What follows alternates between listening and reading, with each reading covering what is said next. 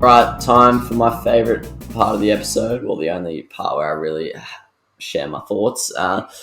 Redrafting time, boys. We're down to the 2011 draft. We're getting to some end of career type stuff here, lads. We've probably only got a few more years. Well, I've probably only got a few more seasons in me before I have to start calling it quits. But I think I'll start us off as usual, and you boys can correct my blunders. I will say I've got two blokes who were like 1 year mature, and I've just included them. So I think, I'll say it when I get to it because I don't want to spoil it. So my honourable mentions go. This was a great draft, by the way. Excited to see your orders. Honourable mentions go to Connillio, Seb Ross, and Jared Witz, who was one of those 1 year mature players. All three very, very solid club players, but weren't good enough to make this pretty esteemed list for me. Number 10, quite comfortably the worst player on the list, I'd have to say, but his list of achievements is pretty impressive. Brendan Ellis, 2 premierships with the Tigers. He came second in a Richmond BNF. I feel like he's gone missing at Gold Coast, but he's like still elite, but it's just because he's at the Gold Coast Suns. No one talks about him, but like pretty sure he was top 5 in their BNF this year and last year, and he's had some really good games this year. So he's my number 10. He kind of came out of the blocks as a youngster, Brandon Ellis. Stagnated a little bit throughout the dominant phases, but was still a very good part of that premiership side. Number 9, I've got Taylor Adams. I think he's a bit of an unsung hero when Collingwood were a top 4 side and, lost that granny and stuff like that. They should have won a premiership in that era, but they fucked it. And he got an All-Australian last year, I believe, won a Collingwood Best and Fairest in and around that time. So, unfortunately hasn't had much luck with injuries this year and a few years prior to last season. But, hopefully he can play some injury-free footy soon and get back to his best form. Number 8, I've got Sam Dougherty. This was, for me, he was a hard one to place. He's obviously missed a couple seasons through injury, but he's won a Carlton Best and Fairest, and he's also been an All-Australian player. Still got a fair few years ahead of him as well, but it's going to be interesting to see how the rest of his career fares because they've obviously got some gun halfbacks now, so he's sort of been shifted to a different position, so I'll be interested to see where he ends up on the ground. Number 7, this was another hard one to position I found. Chad Wingard came out of the blocks in his career as an absolute weapon. And he's been decent at Hawthorn, but certainly hasn't been the player he once was. Sort of a change of roles, I guess. But yeah, he's a bit more mythical these days. I don't really know how he's going in his life. But 2 All-Australians in his career, 1 Port Best and Fairest as well as a very, very young player. So yeah, his achievements so far deserve a top 10 spot. But in terms of current ability and potential, probably limits his ability to be a top 5 candidate. Number 6, this is one of my other players who were a year mature. He was tough for me. At one point I had him at number 3, and then I looked at the guys below him and I thought he just hadn't racked up enough achievements and maybe hadn't played enough games, but that's Nick Haynes, one of the best tall defenders going around in the league right now. He made an All-Australian appearance. And yeah, I just think hopefully in a couple of years, I think this GWS defence has the makings of one of the best defences in the competition. They've got a lot of young talent. He can sort of be an experienced member there, but I think he's already like 29, so not sure how long he has left, and his hammies and stuff are starting to challenge him, so we'll see how he ages. Number 5, I've got Elliot Yeo. He's won a premiership with West Coast, also won the West Coast Best and Fairest that year. 2 All-Australian appearances, 1 other West Coast BNF as well. He's just been a very, very solid player throughout his career, and, well, hopefully he can be a big reason why they make a late season sort of run at finals this year. Number 4, weird guy to play, similar to Chad Wingard. A lot of his success was early in his career, but I've got Brad Hill. Controversial because he's nowhere near the player that like Yo, Haynes are right now, but he did win 3 premierships at Hawthorn. He also won a Freo Best and Fairest, so I thought he did deserve his spot. And although right now his performances are heavily criticised every now and then, I just think his body of work is good enough to be a number 4 pick. Then the top 3 for me were a fair way above the rest. I've got Tom Mitchell at number 3. He's obviously won 1 Brownlow medal, 2 All-Australians. He's had a Players Association Player of the Year, 2 Hawthorn Best and Fairest. He's absolute beast. He was killing it late in his Sydney career as a bit of a tagger, and then he went to Hawthorn and was given the right to find his own footy, and his impact is questioned at times, but he has an unbelievable knack to find it, and he's been a pretty important cog in that Hawthorn midfield in the last few years. Number 2, controversial, I've got Lachie Neale. He's got 1 Brownlow medal under the belt, 2 Brizzy Best and Fairest, a coach's Player of the Year, which is a pretty big award if the coaches think highly of you. A Players Association Player of the Year and 2 All-Australians. Was an absolute beast back in his days at Freo, but was sort of under the shadow of a few of the big dogs there, like Mundy and Fife and stuff, and then he transitioned over to Brizzy and he was the main man, and now everyone probably sees how good of a player he is. He's obviously improved since then as well, but hopefully he'll be able to add a premiership to his list of achievements in the next few years. And my number 1, I don't know if people would have him this high because his achievements aren't as impressive, but for me right now, he's a top 5 player in the competition. I don't think there's many players. If you take him out of there, not many players have as much impact on their side as this man does. Toby Green, he's only got the 1 All-Australian appearance and he's only got the 1 club Best and Fairest. But as I mentioned, in terms of current ability right now, for me, he's the best player in this list. And I can't see why I can't do that in the next 3 or 4 years as well. And also, as I was talking to you boys before we came on air, did not know he was an absolute beast inside midfielder when he came into the league, which was that was news to me. He was like the top disposal winner in their inaugural season as a rookie or something like that. It was pretty strange. But yeah, he's an absolute gun up in the forward line. And yeah, he's a freak, one of my favourite players. So not everyone's consensus number 1, I'd assume, but for me, he's the number 1. Pilch, what's your top 10, mate?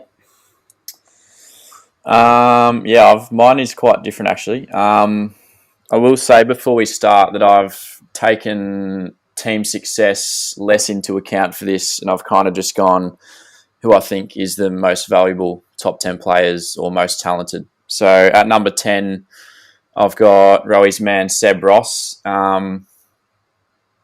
A lot of the players on this list I feel like peaked pretty early. There's quite a few of them, and he was one. Used to be a very good midfielder. Now he just kind of does his job. I don't really know much about him, to be honest, but I know that he was a very good player and still is a good player for the Saints. Number 9, I've done the same as you, Cork. Well, I've included him, and that's Jared Witz. I know he was a mature age draft pick, but he's been an absolute weapon of a ruckman, arguably a top 5 ruckman over the last few years, and also a huge leader for the Suns. Number 8, Stephen Connillio. Cops a bit of criticism, but the man is a gun, has been for quite a few years. Huge ball-winning ability and can kick goals too. Number 7, Sam Dougherty. Unlucky with injuries, but was probably the best halfback flanker in the comp a few years back, and huge leader as well. Provides the Blues with some valuable experience down back. Number 6, Taylor Adams. I think this bloke's pretty underrated. Gun midfielder. And, just talented player. Number 5, very similar to Taylor Adams, but I've got Elliot Yao. To be honest, you could put them 5 or 6, however you want. They're pretty similar, but Yo is probably a bit more versatile, and he does have the premiership under his belt. Number 4, slightly biased, but arguably the most talented player in this draft, Chad Wingard. He came onto the scene. He was just an absolute weapon for a good 4 or 5 years, and then just made the stupidest decision of his life, went to Hawthorn, became an absolute myth. Just dropped off the boil. He's still a very good player and probably underrated because he's at Hawthorn, but he was an absolute freak at Port, and he was just starting to move into the midfield before he left. So, dumb decision by Chatty, but gun player. Number 3, I've got Toby Green. I will say there's definitely a tier break. The top 3 are a lot better than the 4 to 10, but I've got Green at 3, Tom Mitchell at 2, and Lachie Neale at 1. Yeah, very, very fair list there, mate. Surely Chatty's looks have been taken into account there as well. He's probably broken a fair few hearts across two cities in his life. So, Multiple per night, mate. all right, Rosif, interested to hear your 10, mate. Right, yeah, I'll kick it off with a few honourable mentions. So Jared Witz, Brandon Ellis, Sevi Ross, couple of premiership players there. Joel Hamling as well as a premiership player. Obviously, a bit of a myth there. Jack Nunes after the Siren Specialist and Jed Buse just chilling there. But we'll kick it off. Number 10, I've got Stephen Connillio. He's one of two players in this top 10 that hasn't made an All-Australian, but has obviously been a very consistent contributor for them in GWS's lifetime, obviously captain at the moment. So he'll fit in nicely there, but everyone else ahead of him just has better resumes and I think just slightly better players. Number 9, Taylor Adams, made the All-Australian year last year. I actually forgot about that. Also one of best and fairest, but also most importantly, I think our best finals player in 2018. Obviously the year they just missed out on that premiership. So if only for maybe the umpire had called that blocking decision against, I think it was Liam Ryan on Maynard and all that, and Adams, I think, would be higher on this list. But in saying that, obviously, it was a very strong reason why they made it that far. Number 8, Nick Haynes, obviously a gun, made an All-Australian last year, also GWS's best and fairest, just a huge inset player, very important for them down back, and hopefully continues to play down there, given I've just brought him into the Supercoach. Number 7, Dougherty, obviously started at Brisbane, hadn't done much, but moved over to Carlton, All-Australian, best and fairest, Carlton co-captain. Nothing more really needs to be said. Just one of those players that Carlton fans can rely on, and there's not many players Carlton fans can rely on, but he's certainly one of them. So that he's obviously very much loved down there, and I know many Blues fans really appreciate the work he does. Number 6, Brad Hill, the other player on this list that hasn't actually made an All-Australian team, but has got 3 premiership medals around his neck, is the most of any player on this list. Has also won a BNF at Freo. He's obviously not, he's got some attributes that just about no one else in the league has, or at least he did. Obviously, lightning quick down that wing, huge stamina, and an elite kick. He's obviously been questioned this year, but I think he's done enough in his career to earn that number 6 spot. Now, at number 5, I've actually got Chad Wingard. Obviously, with gun at Port, and if he had stayed there, would have been higher up on that list. Obviously, hugely talented, 2 All-Australians and a BNF, and also led Port's goal kicking twice. So was obviously a huge player as a junior, also highlighted by his awarding of the Gavin Wanganeen medal, best, I think, junior player at Port Adelaide in that season. But however, at number 4, I've actually got a different top 3 to you boys. At number 4, Toby Green's actually made it in here. Just obviously the lack of the resume, and hasn't won a Brownlow or a premiership, so he's unfortunately going to stick there. Obviously, he had his injury troubles and suspension troubles. It's difficult for him to play 20 games in a season. However, I 100% agree with you when I say that he is obviously their most valuable player, but one of the most valued players at their respective club in the competition, if that makes sense. I think he's the one player that GWS can't really do without. If they play finals, they're going to need him in there. So he's got that uncanny ability to just make them better. And he is one of the best players to watch in the comp. However, at number 3, I'm actually going to have Elliot Yeo. He's obviously a beast midfielder. He's got pace, he's got tackling ability, he's got ball-winning ability and goal-kicking ability. He's made the All-Australian team twice. He's won 2 BNFs, but also, most importantly, I'd argue, was a pivotal role in that Eagles premiership and the finals leading up to it. He's obviously an absolute animal. Kicked that awesome goal, I think, from about 45, 50 out in a pivotal role of the game. Racked up 19, 20 touches. Gave away 5 free kicks, so it's kind of put a damper on his performance that day. But if not for that and maybe a couple more touches, would maybe have been in contention for the best on ground. But nonetheless, I think he's an absolute awesome midfielder. He's got a few more traits that other A-grade midfielders don't have, hence why I'm going to keep him in there. Number 2, I've got Tom Mitchell. For me, if you win a Brownlow, you're automatically up there. So Titch's Brownlow, Also, the awarding of the Lee Matthews Trophy, so best player in the year he won it. 2 All-Australians and 2 BNFs sort of speak for themselves. Obviously, his impact is questioned, but I think people definitely undervalue ball winning ability. People do overvalue it, but also undervalue it. So, yeah, if you can, there's not many people that can go around and win 50 touches if they try really hard. So, Titch for that reason's in there. But obviously, number 1, I've got Lachie Neale. Obviously, don't even need to list off the amount of achievements he's got, apart from the fact he's won 4 BNFs and 2 All-Australians and a Brownlow.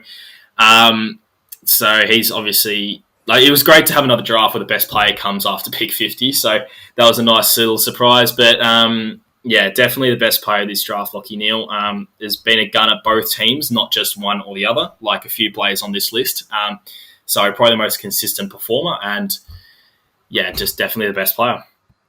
Yeah, as you both just mentioned, we are getting into the stage where there's some blokes who've had like a gun 4 or 5 years and then they've turned shit. So it's kind of hard to judge those blokes. But yeah, I have to say Bradley Hill being at number 4 is he's probably a lucky man there. But yeah, probably. It's a miracle! Oh yeah! What about that one? No! Unbelievable! Balotelli, Aguero! Crowd cheers. Here's Siddle.